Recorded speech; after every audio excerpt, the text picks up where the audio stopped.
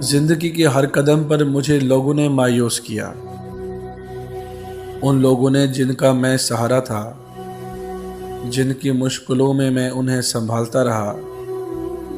مجھے سارے گہرے زخم میرے اپنوں سے ملے، پھر میں نے لوگوں کو ان کے حال پر خود کو اللہ کے حوالے چھوڑ دیا۔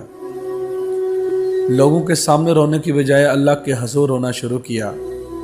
آنسو بہتے گئے اور جائے نماز میں جذب ہوتے گئے۔ ایسا لگا کہ آنسو چون لیے گئے۔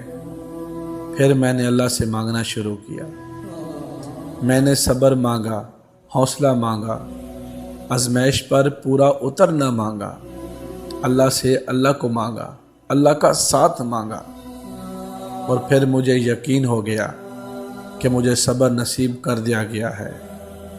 میری روح میں سکون اترنے لگا اور دل مطمئن ہونے لگا۔ مجھے یقین ہوا وہ سنتا ہے میری اور قبول بھی کرتا ہے، اور وہی میری دعائیں قبول کرنے والا بھی ہے۔